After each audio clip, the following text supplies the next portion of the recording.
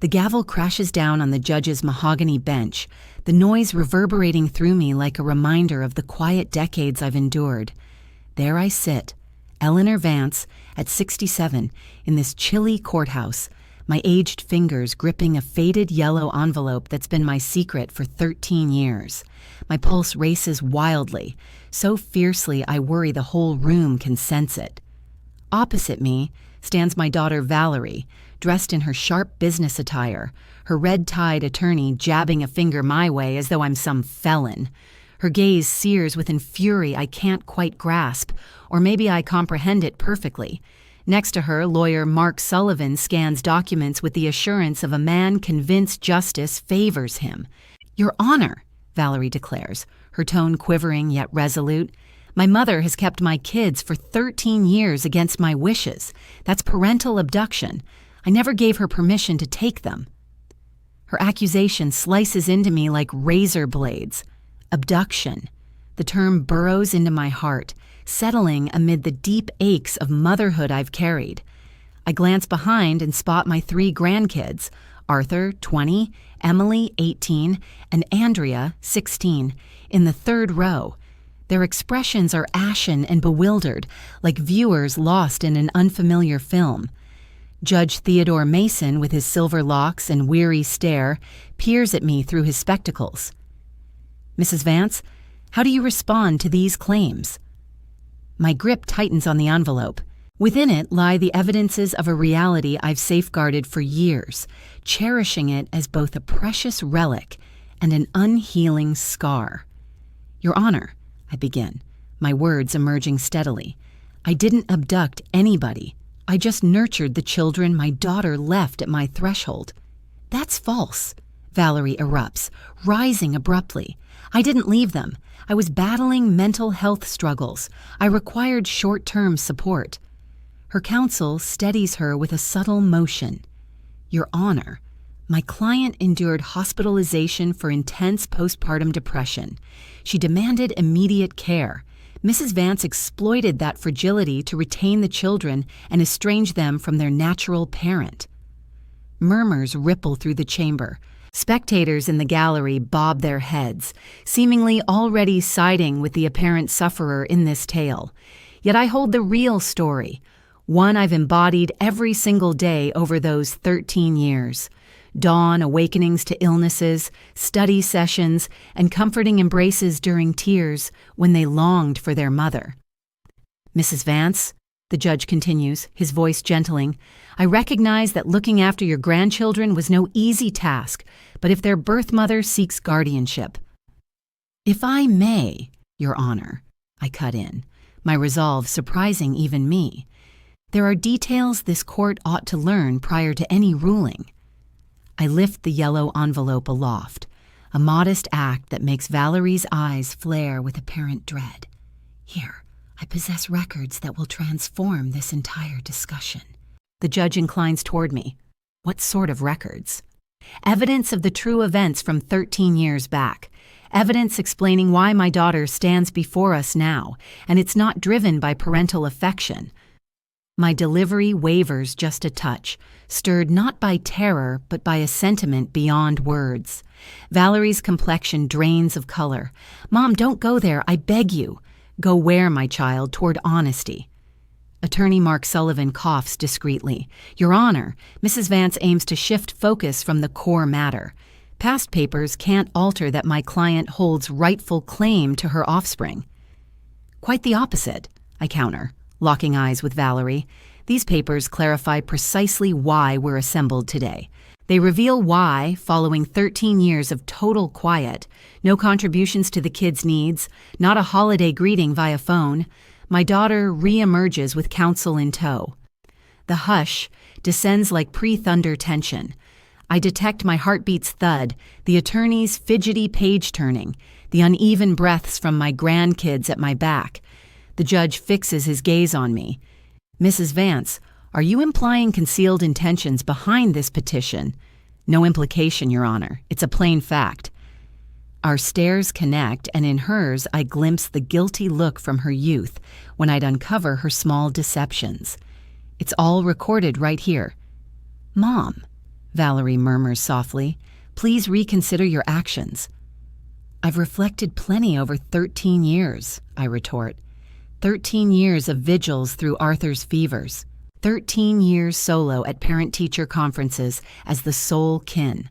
13 years anticipating your voice that stayed absent. Judge Mason raps his gavel lightly. Mrs. Vance, will you submit these documents as exhibits in these proceedings? I study the envelope cradled in my palms. It contains the missives Valerie penned, the snapshots I've preserved, the bills I've archived, and more. A revelation unknown even to my grandkids. A disclosure set to upend it all. Yes, Your Honor. I'm prepared. The judge acknowledges with a nod, then consults his schedule briefly. All right, Mrs. Vance, yet prior to scrutinizing these items, I'd prefer your complete narrative of the circumstances. Share with us what 13 years have slipped by since then. I shut my eyes briefly, letting the recollection pull me right back to that pivotal moment that reshaped everything for me. It was a drizzly Tuesday back in October. I'd been in my tiny kitchen, brewing some chamomile tea to soothe my anxiety following a doctor's visit that confirmed my arthritis was getting worse. That's when the knocking started at the door. It was almost midday. My voice starts to quiver as the scene replays in my mind. There stood Valerie on my doorstep, flanked by the 3 kids. Arthur was 7 at the time, Emily 5, and little Andrea just 3. They looked grubby, their outfits rumpled, and the smaller ones were sobbing from sheer hunger. I glance toward my grandkids now. Arthur offers a faint, melancholic grin, like snippets of that memory are surfacing for him too. Emily's gaze seems misty, and Andrea, my dear little Andrea, wraps her arms around herself just as she used to when fear gripped her as a child. My daughter burst into my home like a whirlwind. I press on with the story. She clutched a plastic sack stuffed with a few of the kids' garments, all tangled up and none washed. She said to me, "Mom, I need you to look after them for a bit. It'll just be a couple of weeks while I sort through my issues." Valerie drops her eyes now. Her attorney murmurs something quietly to her, but she stays silent. I can tell she's reliving that moment as vividly as I am. I pressed her on what sort of troubles she meant, whether she required money or if there'd been trouble with the children's dad, yet she only repeated that she'd return before long. She planted a hasty kiss on each of them and departed. The kids dashed to the window, yelling, "Mommy, Mommy!" But she'd already climbed into a cab and vanished. A heavy quiet falls over the room. I sense the breaths of those around me growing slower and deeper, as though they're bracing themselves. That evening, Arthur inquired when his mother would return. I assured him it would be soon. Andrea wept over her teddy bear left behind at Valerie's place. Emily, my precious Emily, pitched in with her tiny hands to help fix supper, sensing somehow that it fell to me now to hold our family intact. My voice cracks slightly and I sip from the glass of water the court clerk hands me.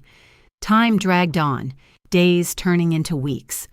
I had no clue where Valerie was staying. She'd relocated without a word. I lacked a phone number to contact her. The children brought her up constantly. Arthur began having accidents in bed during the nights. Emily went nearly a month without uttering much, and Andrea, my sweet Andrea, came down with a persistent cough. I notice Valerie fidgeting uneasily in her seat.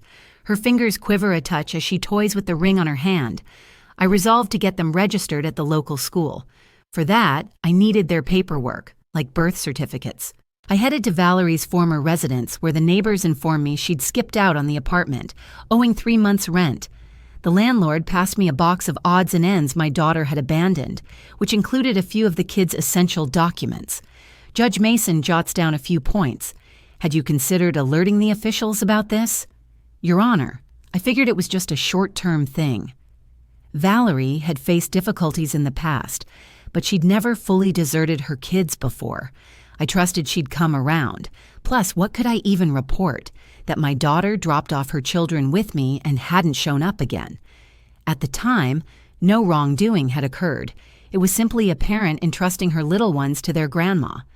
I halt for a beat and meet Valerie's eyes squarely. Yet months stretched into years. Arthur hit 8 and wondered if he could have his mom at his birthday gathering. I promised we'd make an effort to track her down. Emily began first grade, and when her teacher inquired about her folks, she gestured my way and declared, "This is my mom, Eleanor." I fight off the urge to weep, but I compose myself. Now's the moment for recounting, not tears. Costs piled up relentlessly. My retirement check struggled to support just me. Then overnight, I was tasked with nourishing, dressing, and schooling 3 youngsters. I parted with some cherished jewelry I'd tucked away. I picked up part-time house-cleaning gigs on the weekends. A kind neighbor, Mrs. Elma Jensen, lent a hand by minding the youngest while I was out working. The judge glances up sharply at the mention of Jensen. Any connection to myself? "She's my sibling, Your Honor," I confirm, and she could vouch for the hardships we endured in those initial years. Valerie and her counsel share anxious looks. This clearly caught them off guard. When Andrea reached 5, things hit a low point. She contracted pneumonia, requiring a hospital stay. The medical staff demanded insurance details, consent from a parent, and files I simply didn't possess. It was then I committed to pursuing the formal route for temporary custody of the children. My tone strengthens as I recall it.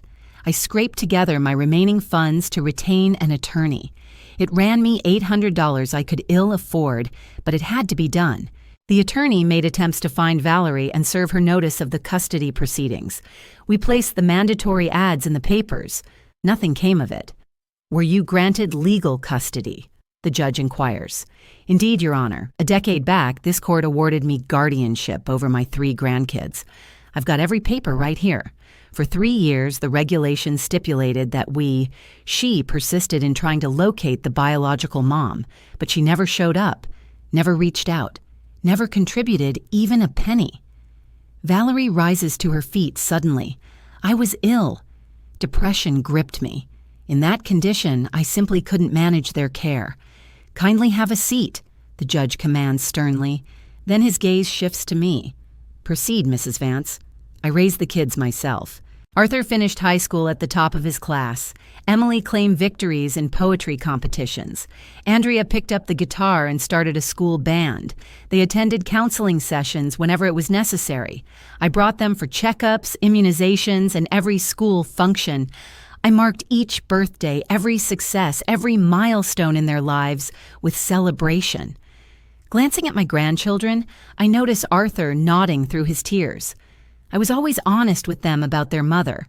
I explained that she cared for them, but wasn't able to look after them back then. I shared old baby photos of her with them. I kept every sketch they created for her, in hopes she'd come back. And throughout all these years, they had no interaction with her at all. The judge inquires. "None whatsoever, Your Honor. Not until 2 months back when she showed up on my doorstep with her attorney and a claim for custody." The judge leans in closer. "Just 2 months. After 13 years of complete disappearance, what prompted the shift?"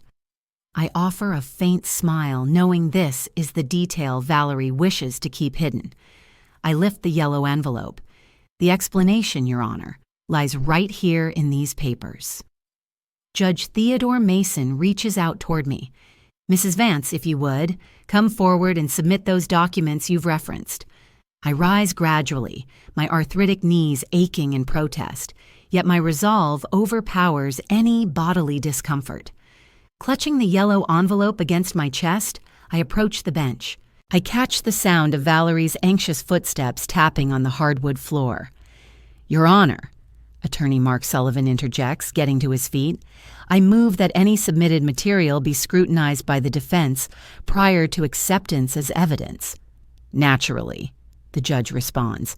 "Mrs. Vance, deliver the documents to the clerk for examination by both sides." With care, I unfold the envelope, treating it like a safeguarded relic from years past. My hands shake a bit, not out of anxiety, but from the overwhelming feeling that the facts are at last emerging. Contained within are snapshots, personal notes and script, invoices, and several creased sheets that capture the essence of this tale. We'll begin with these, I declare, extracting a bundle of pictures secured by a red ribbon. These capture the moment Valerie handed the children over to me. The clerk accepts the photos and hands them to the judge, who studies each in turn. His face grows increasingly grave. Please explain what's depicted in these pictures, Mrs. Vance. The initial image reveals Arthur in soiled, ripped garments, his footwear with visible holes in the bottoms. The next features Emily with crusty remnants of meals on her cheeks and matted locks. The final one portrays my dear Andrea in a diaper that obviously hadn't been freshened for quite some time. Valerie shields her face behind her palms. Her counsel murmurs to her, yet she shakes her head vigorously. Your Honor, I go on, I snapped these images to record the state the children were in upon arriving at my place. Not to harm her, but on the advice of a neighboring nurse who stressed the value of documenting it all.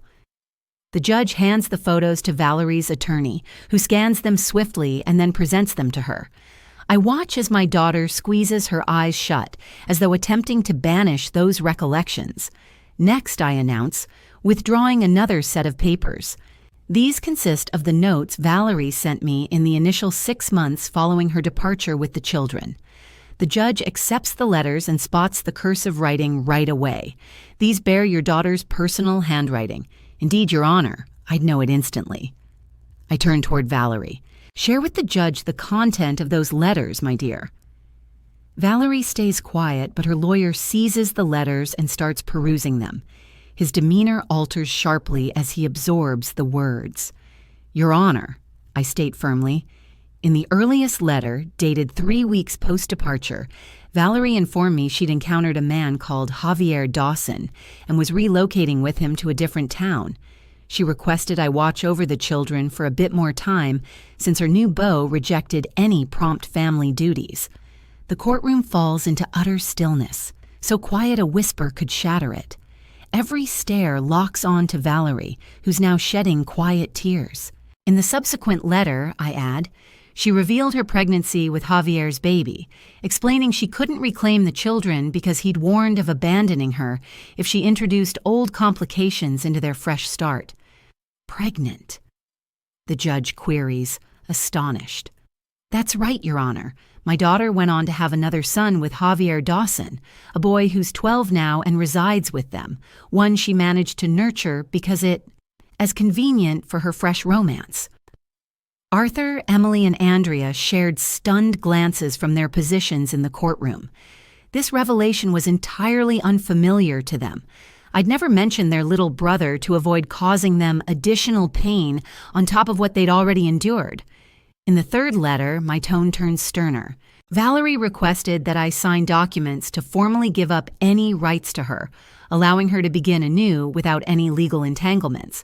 She proposed $500 to cover the costs I'd shouldered for her kids, up to then.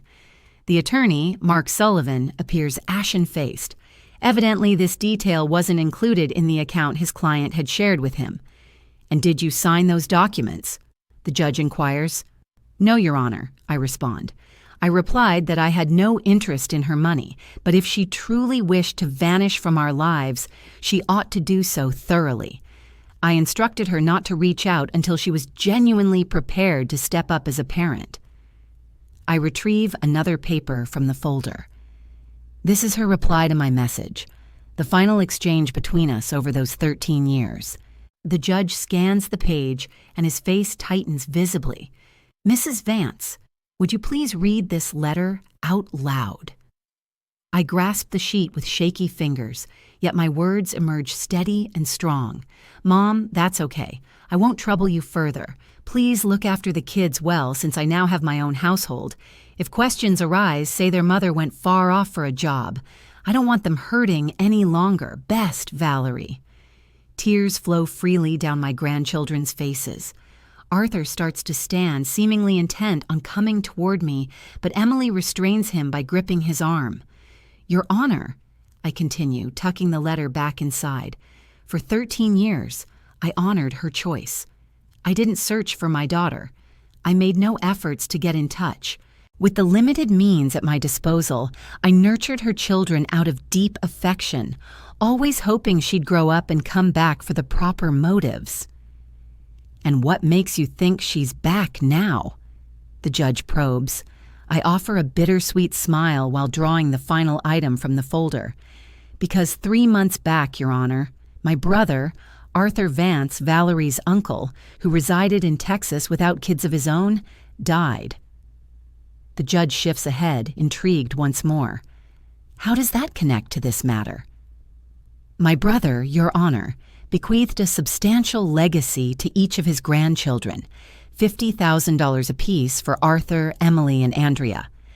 Valerie's cries intensify, and her counsel looks ready to withdraw from the proceedings. However, I press on with resolute tone, the funds can only be accessed by the children if they're in the care of a blood relative, either their mother or their grandmother. As their present legal custodian, I'd already started the process for them to receive it upon reaching adulthood. The judge fixes his gaze on me. Are you implying that Mrs. Valerie Vance has returned purely to secure her children's inheritance? I extract the ultimate sheet from the folder. It's a duplicate of an official record that was tough to acquire. Your Honor, this is a confidential dossier I requested on my daughter's recent doings. It reveals that precisely 2.5 months ago, she engaged attorney Mark Sullivan's services and started probing my brother's estate. Valerie's lawyer jumps to his feet. Objection. That probe is confidential and unlawful. It's entirely within the law, I counter evenly. I retained a certified private detective right after my daughter showed up demanding legal action. I was fully entitled to safeguard my grandchildren. The judge raps his gavel. Order. He regards me with a blend of admiration and intrigue. Mrs. Vance, does that folder hold anything more the court needs to consider? I glance at the now lighter envelope, aware it conceals the gravest truth yet. Yes, Your Honor, one more thing. Something not even my grandchildren are privy to. Judge Theodore Mason straightens his spectacles and eyes me with sharper focus than before. Mrs. Vance, what additional item in that folder do you deem pertinent to these proceedings? My hand delves for the concluding paper tucked deep in the faded yellow packet. It's a page creased repeatedly, aged and brittle, yet bearing the pivotal phrases of our tale. Still, prior to unveiling it, I sense a necessary step. Your Honor, before presenting this final piece, I'd like the court to listen to my grandchildren firsthand. It's just that they voice their views on this matter. Valerie straightens in her chair, hope flickering in her gaze. Her attorney, Mark Sullivan, agrees swiftly with a nod. Your Honor, my client concurs. The young ones deserve to state their wishes. The judge ponders briefly. Agreed. Arthur Vance, come forward to the witness stand. My oldest grandson gets to his feet deliberately. At 20, Arthur stands tall and lean, with his grandfather's sharp intellect in his eyes and the gentle spirit passed down through our lineage.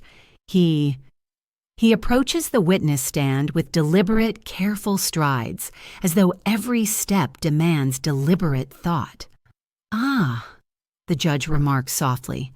I realize this must be incredibly tough for you. Feel free to express yourself openly. Do you recall your birth mother? Arthur pauses, swallowing hard, and steals a quick look at Valerie prior to responding. Yes, Your Honor. Some hazy recollections linger. There was constant chaos in our home.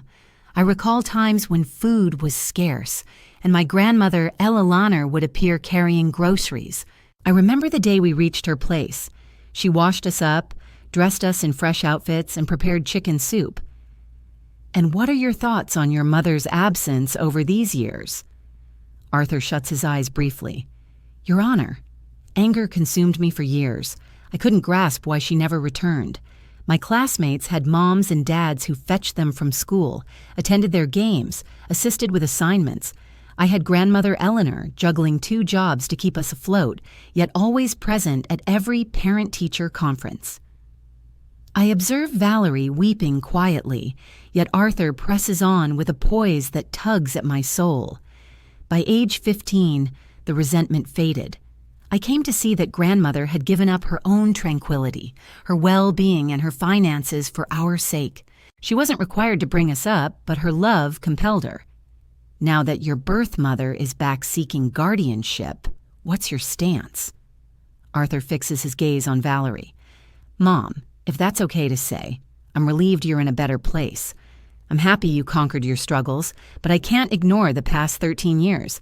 I can't act like it doesn't sting that you built a new family while we wondered what mistake we'd made. The courtroom falls utterly still. Valerie's sobs grow more audible. Where do you wish to reside, Arthur? The judge inquires. Your Honor, I've reached adulthood. Legally, I can choose for myself, but if my view aids in safeguarding my little sisters, it's straightforward. I choose to remain with grandmother Eleanor. She's the one who nurtured us, who offered unwavering love, who never left us behind. Arthur heads back to his chair, and the judge summons Emily. My 18-year-old granddaughter glides to the stand with her innate elegance, though the strain shows in her taut posture. Emily, you're legally an adult, too. What's your take on all this? Emily inhales deeply before replying. Your Honor, my memories are sharper than Arthur's since I was older when we moved in with grandmother. I recall my birth mom shedding many tears. I remember her spending entire days in bed, leaving us to fend for ourselves. Valerie calls out from her spot. I was ill. Postpartum depression gripped me. The judge shoots her a firm glance to quiet her. Kindly let the witness complete her statement. Emily goes on. I get that you were unwell, Mom, but I also recall arriving at grandmother Eleanor's. For the first time in ages, somebody checked if we'd had a meal. Somebody tucked us in with bedtime tales. Somebody assured us things would improve. Streams of tears trace down my face as I absorb my granddaughter's testimony. Grandmother Eleanor brought us to therapy for our night terrors. She signed us up for after-school programs so we wouldn't stand out among peers. At 14, when juvenile diabetes hit me, she mastered diets, blood sugar checks, and all the care essentials. The judge jots down details while Emily testifies. As for living with your birth mother or grandmother, Your Honor, my blood mom feels like a stranger. She may share my heritage, but grandmother Eleanor shared my early years, my teen struggles, my worries, and my aspirations. The choice is obvious. At last, the judge beckons Andrea. My 16-year-old granddaughter, the youngest, advances to the stand with the resolve that's defined her. She mirrors my features most closely, yet her defiant streak echoes Valerie's youth. Andrea, though you're still a minor, your insights carry weight here. What do you recollect from life before joining your grandmother's home? Andrea eyes Valerie with an unreadable look. Your Honor, I was quite young, but fragments stick. Hunger gnawed at me. I'd wail without comfort. The air in our old home carried a scent of despair and neglect. Valerie curls inward, as if her daughter's words strike like punches. Yet, I also recall, Andrea persists, our initial day at grandmother Eleanor's. She drew a soothing bath for me and slipped me into fresh pajamas scented with softener. She warmed milk laced with honey for bedtime and hummed a soothing tune. Do you want to connect more with your birth mother? The judge probes. Andrea hesitates. Andrea pauses for a second. Your Honor, I won't pretend otherwise. I'm eager to encounter the woman who brought me into the world, yet I'm terrified too. Terrified she'll vanish once more. Terrified her assurances echo the empty ones from 13 years back. And where do you sense the most security? Beside my grandmother, Eleanor, Your Honor. She's never let me down, never deceived me. When I questioned her about my mother's departure, she skipped the fairy tales. She shared the honest truth, that grown-ups sometimes face tough choices, and she cherished me enough to remain by my side. Andrea heads back to her chair, and the judge turns his attention to me once more. Mrs. Vance, your grandchildren have expressed their wishes quite plainly. Is there any additional information the court ought to consider prior to ruling? I glance at the yellow envelope clutched in my grip, then at my 3 grandchildren. They've shown real courage in voicing their realities. Now it's my moment to summon that same bravery for my own. Yes, Your Honor. There is one more thing, a revelation that will utterly alter the view of this matter. I retrieve the final paper from the envelope. It's a page I've creased and smoothed countless times, leaving the folds etched forever. This is a form I uncovered 2 years ago amid the belongings Valerie deserted in her place. A form she penned and endorsed herself. Valerie goes ashen, like a specter. Her attorney inclines closer, but my daughter gestures no, with vigorous shakes of her head. What sort of form is this, Mrs. Vance? A willful surrender of parental authority, Your Honor, drafted in my daughter's handwriting, endorsed and time-stamped 3 days following her abandonment of the children to my care. Judge Theodore Mason rises suddenly, his demeanor shifting from measured interest to utter astonishment. A willful surrender of parental authority. Mrs. Vance, are you certain of your assertion? Utterly certain, Your Honor. I hand the form over to the court officer. This sheet was part of the items Valerie left scattered in her apartment. The building manager passed it to me alongside photos and various personal papers my daughter abandoned. Valerie sways in her chair on the verge of collapse. Her counsel, Mark Sullivan, accepts the form with unsteady fingers, his complexion draining as he scans it. "This can't possibly be authentic," he mutters under his breath. "Please read it out loud," the judge directs. The attorney clears his voice and starts reciting in a strained tone. "I, Valerie Vance, age 26, do hereby willingly forfeit all my maternal privileges over Arthur Vance, age 7, Emily Vance, age 5, and Andrea Vance, age 3. I recognize my lack of emotional, financial, or mental fitness to parent them properly. The hush in the courtroom grows so thick you could catch the ragged breaths of all those assembled. My grandchildren exchange glances laced with bewilderment and hurt. "Proceed," the judge commands somberly. "I grant complete permission to my mother, Eleanor Vance, for all lawful, health-related, and schooling choices concerning my children. I forego any privilege to see them, reach out to them, or seek them back later. This choice stands as permanent and unalterable." Signed, Valerie Vance, October 15, 2011. Valerie erupts into frantic weeping. I was out of my mind. I had no idea what I was putting down. I was suffering from mental health issues. The judge pounds his gavel insistently. Order in the court. "Mrs. Vance, do you possess corroborating testimony that your daughter composed this form of her own accord?" "Indeed, Your Honor. The property owner from Valerie's former residence, Mrs. Paula Sterling, is prepared to affirm that my daughter requested stationery and ink from her to draft a crucial note, just 3 days post leaving the kids. She can further verify that Valerie appeared alert and rational in that period." Counsel Mark Sullivan murmurs intensely to his client, yet Valerie's cries persist without restraint.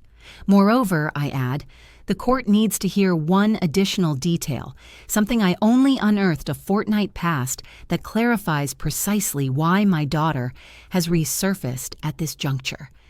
Every gaze locks onto me. The atmosphere in the room thickens with suspense. "Your Honor, I engaged the private detective not merely to track my daughter's latest activities, but to grasp her present circumstances in depth. What emerged is eye-opening. I draw a slim dossier from my handbag. Valerie and her companion Javier Dawson are grappling with a dire monetary bind. 6 months prior, Javier was let go from his position. 4 months back, they got slapped with an eviction warning for their dwelling. 3 months ago, right around when news of my brother's estate broke, they initiated steps to gain guardianship of my grandchildren." Valerie raises her face, eyes swollen from tears. "Mom, I beg you, let me speak, daughter." My tone holds steady, without malice. "The detective further revealed that you and Javier have survived on borrowed funds and plastic. Your total debts surpass $30,000. The judge pores over the papers I've supplied. And do you suspect that your grandchildren's legacy is the remedy they're pursuing for their monetary woes? I don't suspect it, Your Honor. I am certain.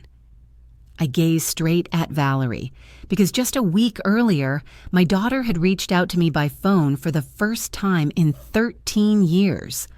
The shock ripples through the courtroom visibly. My grandchildren stare at me in disbelief, too, since I'd kept the conversation from them. And what exactly did she mention during that talk? The judge inquires. She explained that she'd grown up, conquered her issues, and now aimed to reclaim her kids. When I questioned the reason for the long delay, she claimed she'd been scraping together funds to provide them a superior future. I halted for effect, letting the moment sink in. Next, I brought up my brother's estate. A heavy pause followed, and then her response came, "Mom, that sum is meant for my children. I only want to ensure they get it at the proper moment." How did you respond to that? I informed her that the kids could already tap into the inheritance via me as their official guardian, with the funds secured in a trust until each reached 21. That's when her demeanor shifted entirely. Valerie shields her face behind her palms, aware of the revelation ahead. She insisted that, as their birth mother, she held greater authority over the estate than I did. She mentioned consulting an attorney and pursuing legal battles for custody. She issued threats against me, Your Honor. The judge inclines toward me. In what manner did she threaten you? She warned that without my willing handover of custody and the estate's oversight, she'd charge me with abduction. She claimed to have witnesses ready to affirm that I deliberately turned the children against her. She asserted that courts always prioritize biological parents over grandparents. Arthur bolts upright from his chair. "Grandma, how come you never mentioned her intimidation?"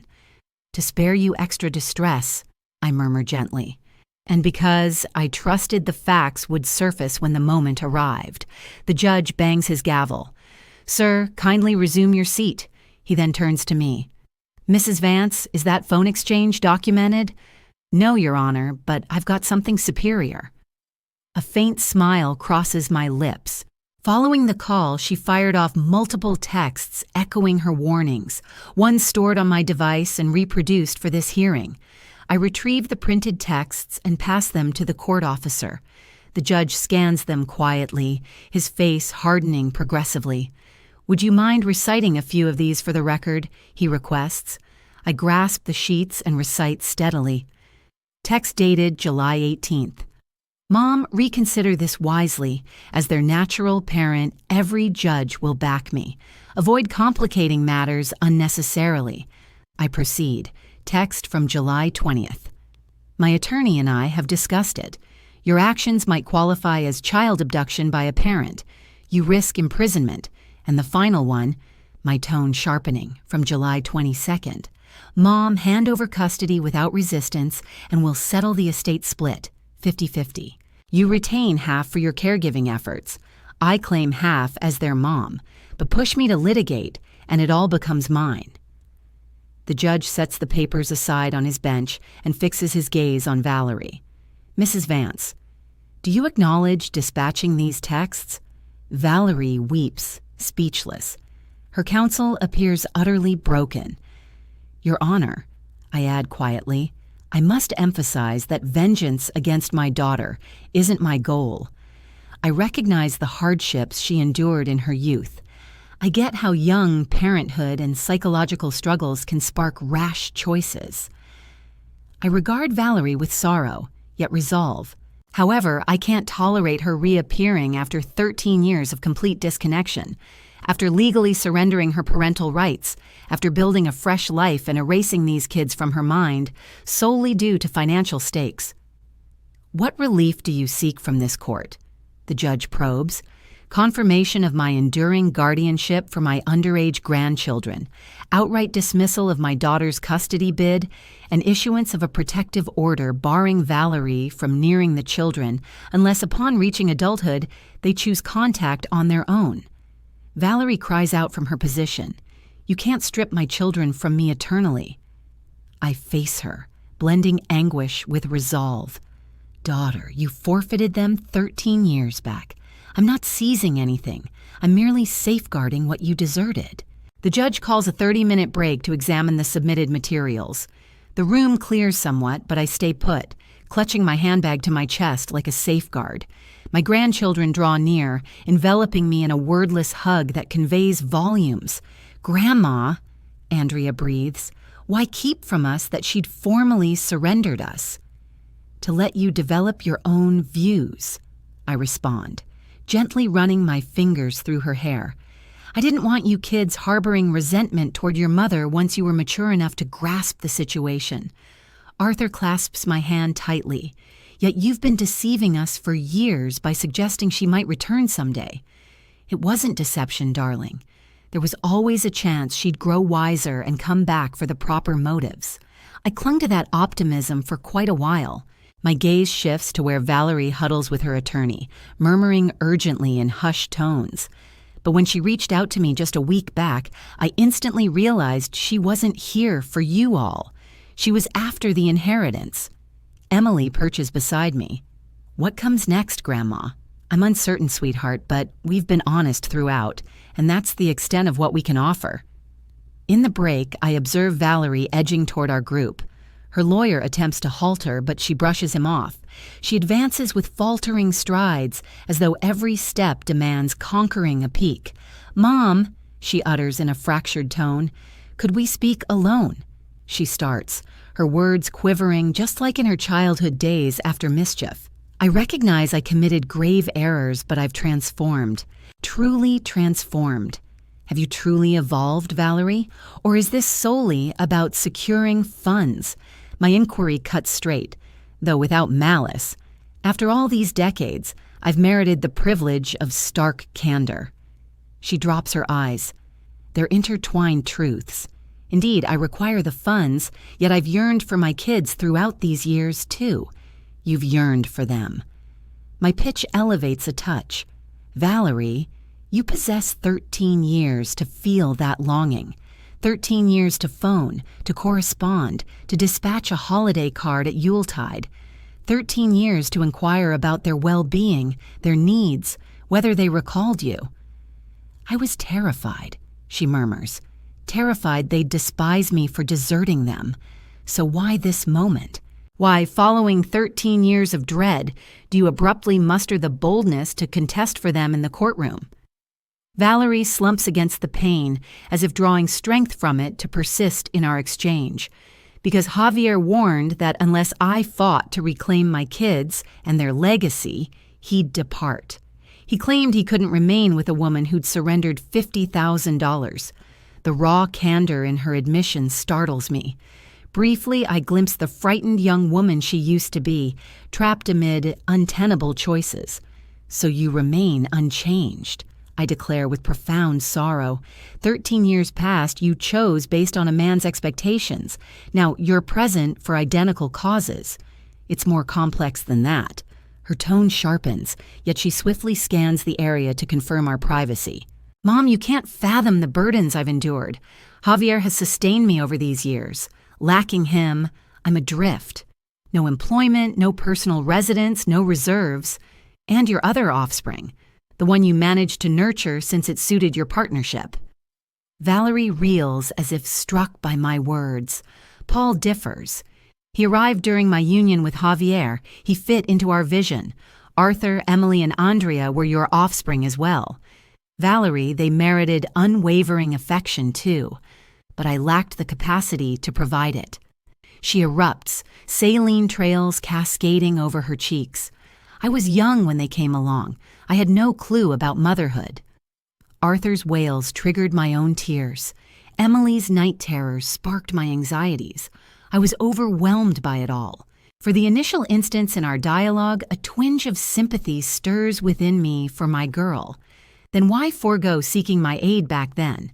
Why not approach me and confess, "Mom, I can't manage solo," because I dreaded your condemnation. I feared you'd deem me an unfit parent. Valerie, my inflection gentles, I'd have assisted you. We'd have devised a joint path to rear them, yet you opted to flee. You elected total abandonment. I realize. She weeps. I realize. That remorse has shadowed me across all these years. But Mom, presently I can furnish them superior prospects. Via the legacy, I can deliver a existence beyond what I could furnish earlier. Via the legacy, Valerie, are you heeding? It transcends finances. It concerns 13 years of void. It involves you drafting a waiver of custody. It entails you building a fresh household and utterly erasing them. Valerie composes herself, and momentarily I detect a spark of the resolve that defined her youth. Mom, by law, I remain their birth parent. That document I penned lacked official certification. It evaded judicial review. Formally, it holds incomplete authority. And there she surfaces anew, the authentic Valerie, scheming and cunning. Thus, this endeavor never centered on reclaiming your offspring. It centered on prevailing in litigation to tap the funds. It encompasses both, she presses. Mom, we might negotiate a settlement. I'll assume custody of the children, yet you may see them at will. We could split the duties of their upbringing and the legacy. We could apportion it equitably. You've invested in them over these years. It's just that you gain recomp compensation. The term slips from my lips like venom.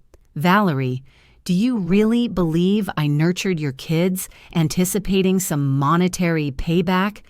Do you imagine I rushed them to the clinic during fevers, just hoping for reimbursement? Do you suppose I endured sleepless nights, soothing their night terrors in exchange for cash?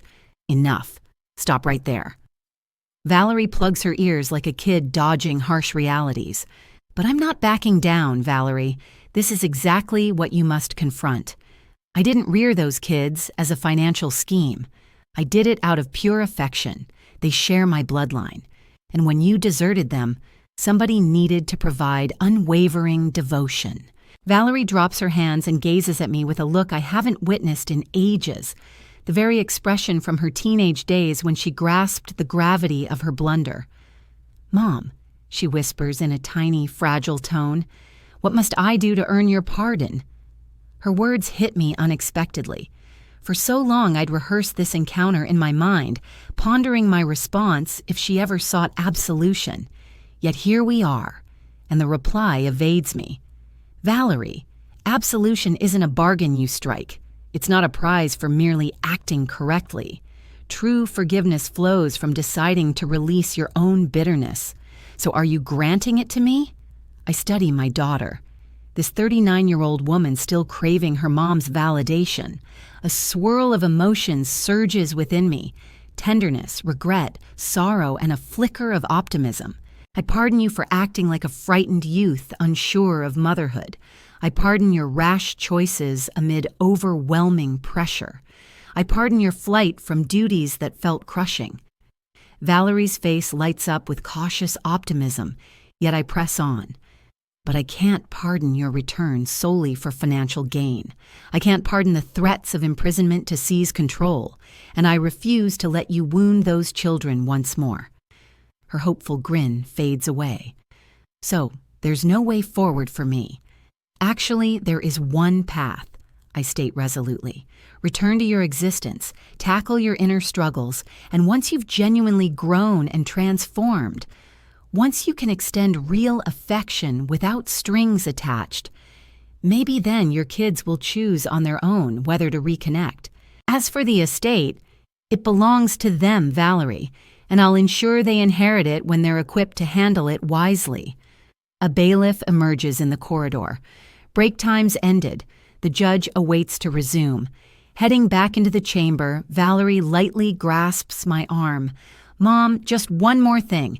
If I drop the case right now, would you permit occasional supervised encounters with the kids? I halt and meet her stare head on. That's not my call, Valerie. It rests with them. Should they wish to see you, I'll honor that choice, but I won't coerce them. We step into the courtroom as the judge anticipates our arrival, and I sense the impending moments will shape our family's destiny. Judge Theodore Mason settles onto the dais, and the room buzzes with tense focus once more. Valerie and her counsel, Mark Sullivan, reclaim their spots, though I notice a shift in her demeanor. She's more hunched, diminished, as if our corridor exchange sapped her resolve entirely. Ladies and gentlemen, the judge intones gravely, I've reviewed every submitted record, and I must note this matter raises profoundly troubling issues far exceeding a mere guardianship conflict. His eyes fix on Valerie. Ms. Vance, after scrutinizing the signed relinquishment of parental authority in your handwriting, the threatening texts to your mother, and the verified 13-year pattern of desertion, I have pressing inquiries for you. Valerie rises unsteadily, gripping the desk for support. Do you affirm that you authored the parental rights waiver on October 15, 2011, of your own volition? Your Honor, interjects Attorney Mark Sullivan, my client endured a profound psychological breakdown then. She shouldn't bear accountability for choices amid such turmoil. Counsel Sullivan, the judge responds sharply. I've examined the health files you offered regarding your client's depressive state.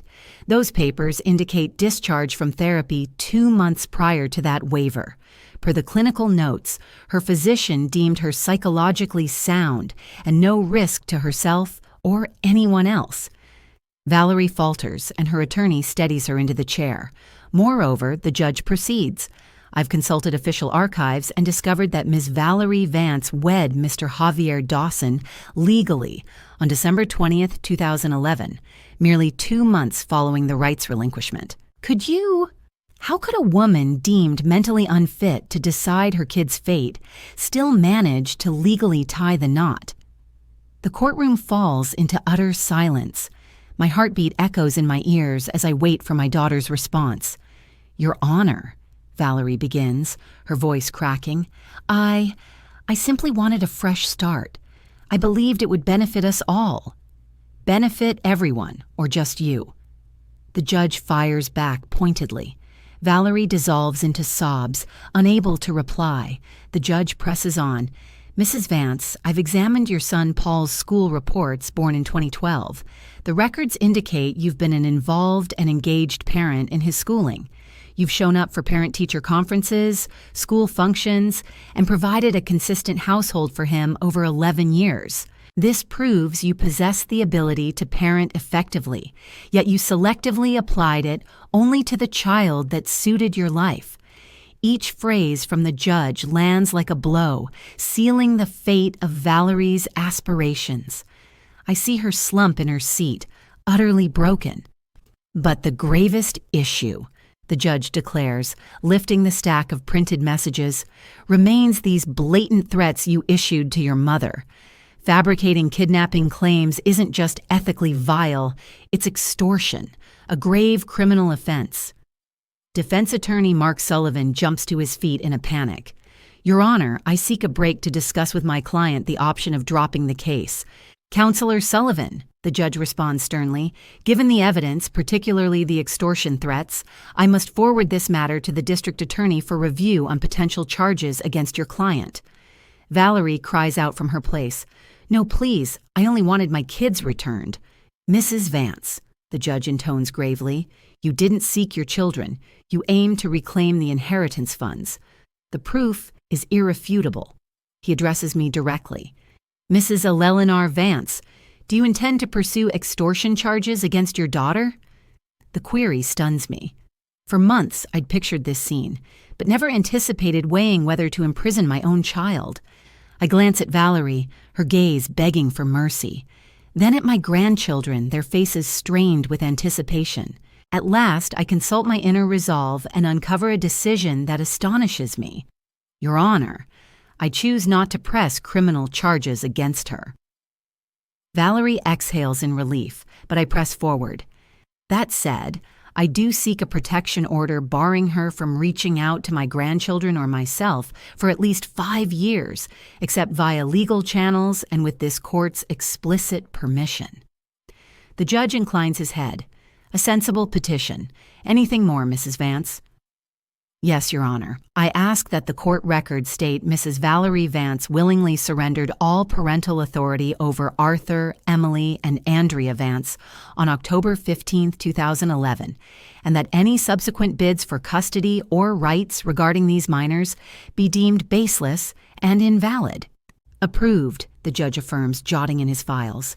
Valerie rises unsteadily. Mom, please, don't strip my children from me eternally. I face her, and for the first instance in this proceeding, my tone softens yet holds firm. Valerie, I'm not removing anything from you. You released them 13 years back. You signed that waiver. You opted to build a new family and erase them from your life. I'm merely safeguarding what you discarded. But they are my kids, she weeps. No, I counter resolutely. They came from you, but I nurtured them. I offered them boundless love. I forfeited my tranquility, my well-being, and my finances to ensure their secure upbringing. Arthur stands from the spectator area. Your Honor, permission to speak. The judge consents. Come forward. My grandson strides to the podium with mature poise, though his eyes betray the lingering hurt of his youth. Your Honor, let the record reflect that my sisters and I reject Valerie Vance as our mother. She's the one who brought us into the world, but our true mother is Eleanor Vance, the woman who cared for us, schooled us, cherished us, and stayed by our side without fail. He faces Valerie. And I need you to understand, Valerie, that should you genuinely transform someday, if you could provide real affection without demands, if you demonstrate true growth, maybe we'd explore a relationship with you as an individual. But motherhood, that's reserved for Grandma Eleanor. She's earned it. Valerie weeps without restraint, yet Arthur continues. As for Uncle Arthur's inheritance, know this. Once we hit 21 and gain full control over those funds, part of it will head to Grandma Eleanor because she deserves recognition for every hardship she endured for our sake. Emily and Andrea stand up from their chairs and step forward to stand beside their brother at the podium. I'd like to add my thoughts, too, Emily declares in a steady tone. Valerie, I don't resent you, but we're not acquainted. To me, you're just someone who passed on a bit of her genes. My true loved ones are right here alongside Grandma Eleanor and my brothers and sisters. Andrea, the littlest one, locks eyes with Valerie without flinching. And I need you to understand this. If you'd returned out of genuine affection, if you truly longed for us, we might have forged a connection. But you showed up chasing cash, and that reveals exactly the kind of person you are. The judge lightly raps his gavel. With this ruling, the court hereby affirms the ongoing legal custody of Mrs. Eleanor Vance over the young ones, Emily Vance and Andrea Vance. A 5-year order barring contact is now in place against Mrs. Valerie Vance. Her bid for custody is dismissed as invalid, and she's barred from pursuing comparable claims down the line unless compelling fresh proof emerges of altered situations. Valerie slumps in defeat, supported solely by her attorney. Mom, she murmurs softly, can you ever fully let go of the past? I approach her gradually, burdened by the decades of strain pressing down on me. Once beside her, I rest my palm against her damp, tear-stained face. Valerie, I've long since pardoned you. Yet pardon doesn't equate to letting you risk harming these kids once more. They've been through plenty already. Where does that leave me? She inquires, her words carrying the vulnerability of a bewildered child. Head back to your life. Tend to the little one you already have. Focus on improving yourself, on becoming someone stronger. And one day, far from now, if you've genuinely transformed, my grandkids might choose whether to cross paths with you. And if Javier walks away because the funds fell through, I exhale heavily, then maybe it's your moment to learn independence, my girl. Maybe it's time to stop letting men's expectations dictate your path. The judge rises, signaling the end of the session. Court adjourned. Exiting the room, a peculiar blend of victory and sorrow washes over me. I prevailed in the fight at law, yet I forfeited any faith that my child had come home for noble motives. Still, as my grandkids envelop me in hugs out in the corridor, I realize my choices were sound. At times, caring deeply involves shielding the ones you cherish, even when it pains others you hold dear too. 3 months post-hearing, I'm perched in my modest kitchen, observing Andrea rehearse her guitar piece for the school performance. The fading sun filters in via the pane, casting a warm glow on her focused expression, which mirrors my own from those youthful days. Arthur's away at university, pursuing an engineering degree thanks to the scholarship we fought hard to obtain. Emily juggles a part-time gig at the local bookshop while wrapping up her senior year. Daily life has settled into a new groove, calmer, more serene. Gone is the perpetual anxiety over potential threats to the kids. No more restless evenings fretting over court filings. That protective order has granted us the tranquility we craved. The chime at the door pulls me from my thoughts, and I answer it. There stands Mrs. Elma, my longtime neighbor and the judge's sibling, holding a platter of warm, homemade tamales. "Eleanor, check out what I've got for you." She beams with that nurturing grin. "I figured these would lift your spirits after all your toil." "Appreciate it, Elma. Step inside. How about some coffee?" While we brew the pot, Elma regards me with that familiar look, the one signaling she's got words brewing but struggles to start. "Out with it, Elma. We've shared 4 decades of friendship." "It's regarding Valerie," she confesses at last. "My brother Theodore mentioned she's been inquiring about options to challenge the verdict." A tightness grips my gut, but I steady my breathing. "So, what was the response?" "They informed her there's no basis for an appeal. That document she signed relinquishing her rights holds firm, particularly given her actions afterward. But Eleanor, there's more. Javier abandoned her just last week. He whisked away their boy, Paul, claiming he couldn't stick around with a woman who'd squandered $150,000 through sheer folly. The revelation stings sharply. For all that Valerie put me through, she's forever my flesh and blood, and it aches to hear of her pain. Where's she staying these days? In a tiny flat close to the city center, she's taking night shifts scrubbing office spaces. Theodore notes she appears gaunt and utterly downcast. Andrea sets aside her instrument and draws near. "Is this about my birth mother?" "Yes, sweetheart," I answer candidly. "It looks like she's facing some rough patches." Andrea perches beside me. "Do you pity her, Grandma?" Her insight catches me off guard with its wisdom. I do feel for her. No matter the chaos, she's my child at heart. It bothers me that she's in such distress. But that doesn't mean we were wrong to stand up for ourselves, does it? I grin and run my fingers through her hair. "No, sweetheart. Life throws tough choices at us sometimes. It's okay to pity somebody while still shielding yourself from them." Elma cuts in softly. "Eleanor, one more thing you need to hear. Valerie's been inquiring about the kids. She hasn't broken the restraining order, but she's been chatting with folks nearby about how they're faring, their school progress, whether they lack for anything. Could she be scheming?" I wonder aloud, worry creeping in. "Not sure, but Theodore figured you'd want the heads up, just to be safe." That evening, once Andrea's tucked in, I lie there restless, my mind on Valerie. I picture her isolated in that cramped place, partnerless, sonless, jobless, her remorse, her isolation, her despair. Come morning, I surprise myself with a bold move. I head to the grocery store and stock up on a full week's groceries. Rice, beans, poultry, produce, loaves, dairy. I load it into sacks and head over to the spot Elma mentioned. The structure's aged and shabby. I trudge up to the 3rd level and rap on Unit 3B's door. Footsteps drag slowly, followed by Valerie's muffled query. "Who's there?" "It's me, Valerie, your mother." A heavy pause, then locks clicking free. The door swings open, revealing my girl. Elma nailed it. She appears wrecked. She's shed pounds noticeably. Dark shadows ring her eyes, and though her outfit's laundered, it's threadbare. "Mom," she murmurs, like she doubts her senses. "What? What brings you here?" "I hauled some supplies," I explain, hoisting the bags. "Mind if I step inside?" She moves back, and I cross the threshold.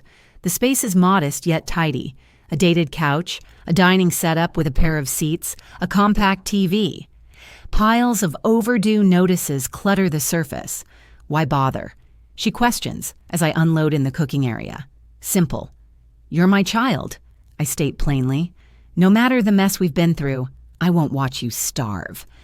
Valerie slumps onto the couch and sobs uncontrollably. Mom, I've squandered it all. Javier snatched Paul away. He called me a failure, said I'd blown a shot at quick cash by getting all mushy. I settled beside her. So what was your comeback? Zilch. I stayed mute, because deep down I knew he had a point. I'm a total flop. I let go of my initial kids. I blew the family fortune. I lost Paul. I lost our home. Valerie, I respond gently yet steadily. You didn't exactly let go of those first children. You walked away from them. Big distinction. Her tear-streaked gaze meets mine. You'll forever throw my screw-ups in my face. I won't harp on them, but I refuse to let you twist the past. If you're serious about turning things around, own up to your actions first. And what's that truth exactly? I rise and approach the pain facing the road. That you had 3 wonderful little ones and ditched them because they didn't fit your fresh romance. That you built a new household and erased them from your mind for over a decade. That you resurfaced only when cash entered the picture. I get it all, she bursts out. That shame haunts me daily. I face her again. Shame's pointless, Valerie. It's just pity dressed up as something noble. What counts is true regret and a solid urge to transform. How can you tell if mine's real? Easy. If it was, you wouldn't have returned demanding guardianship. You'd have sought pardon. You'd have offered aid, not angled for gains. Valerie goes quiet for ages. At last, she ventures, is there any chance I'll see my kids someday? Perhaps, I say, but it'd be their call whenever they're prepared, if they ever get there. Until then, focus inward, seek therapy, land steady work, master independence free from leaning on guys, evolve into the parent you'd have hoped for them. I head for the exit. These provisions should tide you over 7 days. Beyond that, you're on your own. Will you drop by again? She inquires faintly. Hard to say, Valerie. That's up to your choices moving forward. I depart the flat with an odd mix of feelings. Unsure if showing up was wise, but certain I couldn't ignore my daughter's hunger, whatever her faults. Back home, Arthur's poring over notes in the kitchen. He glances up as I arrive.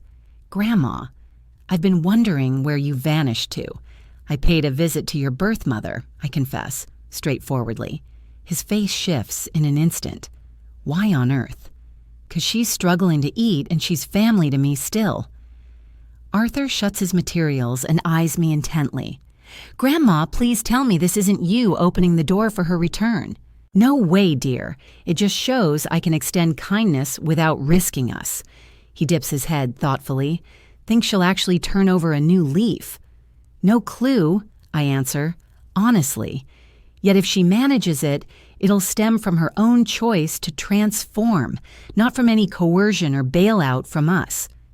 That evening, while getting ready for sleep, I ponder the insights this ordeal has imparted. At times, the deepest affection involves drawing lines in the sand.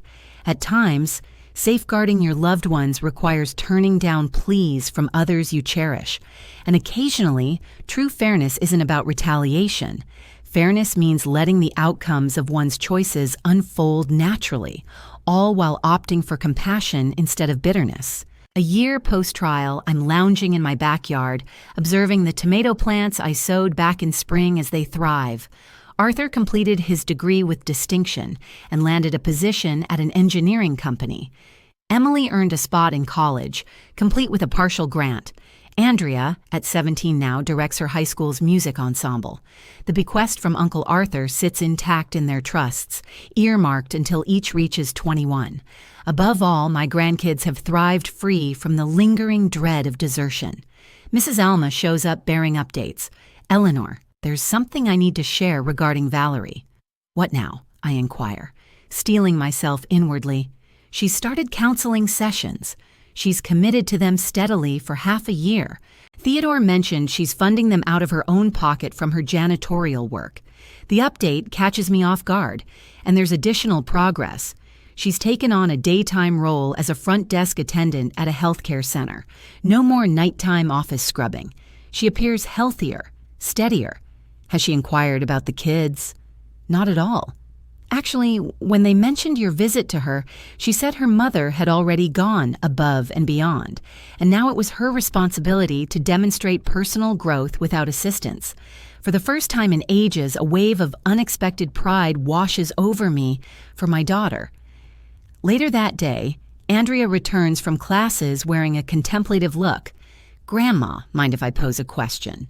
"Of course, sweetheart." "Do you believe I'll ever feel ready to recognize my birth mother?" The inquiry doesn't catch me unprepared. I'd anticipated this day would arrive. "I'm not sure, Andrea. That's a call you'll make on your own timeline. Would it bother you if I chose to connect with her one day?" "Not in the least, dear. I'd admire your maturity in deciding as an independent grown-up. And if you opted against it forever, I'd feel the same pride. It's entirely up to you." As I fix supper that night, I mull over our shared journey. For so long, bitterness toward Valerie consumed me. Bitterness over being saddled with duties that weren't originally mine. Bitterness for neglecting her offspring. Bitterness for returning solely for financial gain. But after enduring this stretch, I saw that grudge as a shackle binding us both. Releasing it liberated me. Just last week, Emily celebrated her 19th birthday. Amid the festivities, she shared words that warmed me deeply. "Grandma, thanks for rescuing us, but even more, thanks for showing us that real love never walks away." Arthur, having turned 21, now controls his full legacy. His initial move, he allocated $10,000 my way. "To cover all you've invested in us over the years," he explained.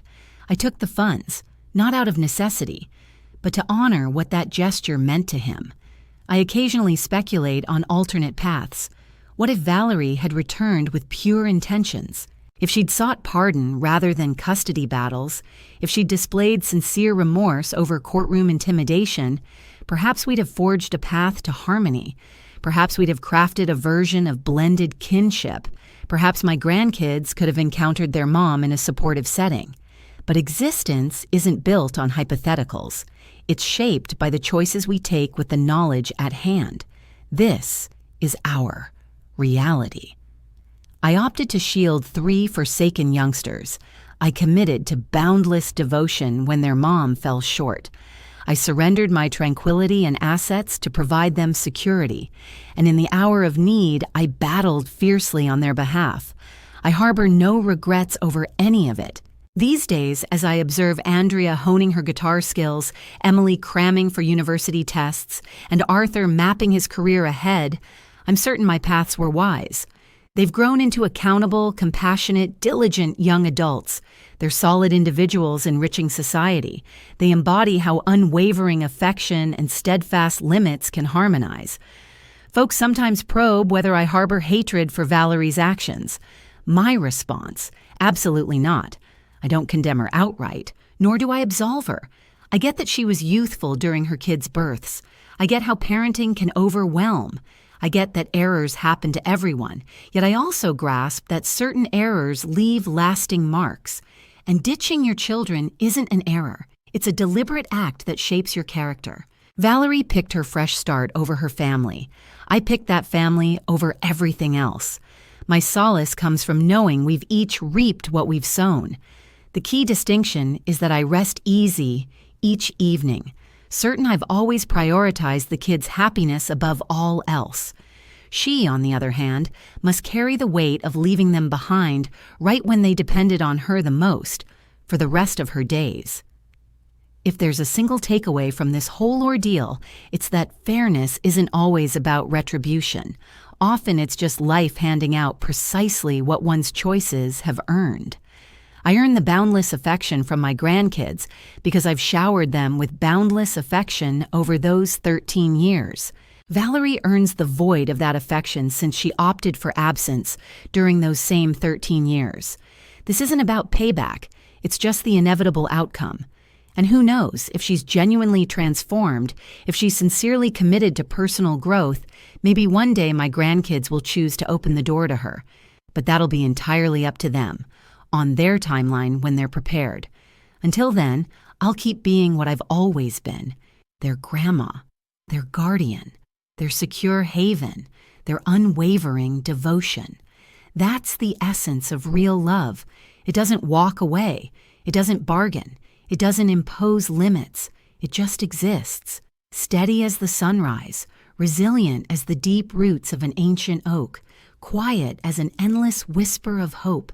And in the end, that's plenty. What did you think of my tale? And where are you tuning in from? Drop by the comments to connect. If the story resonated, consider hitting that super thanks button to help me share more like it. Your kind support means the world. Thank you. Can't wait to hear your thoughts on it. Check out the 2 fresh life tales on screen that I totally suggest. My channel's packed with even more. Hit subscribe if you haven't. Catch you in the next one, with warmth and appreciation.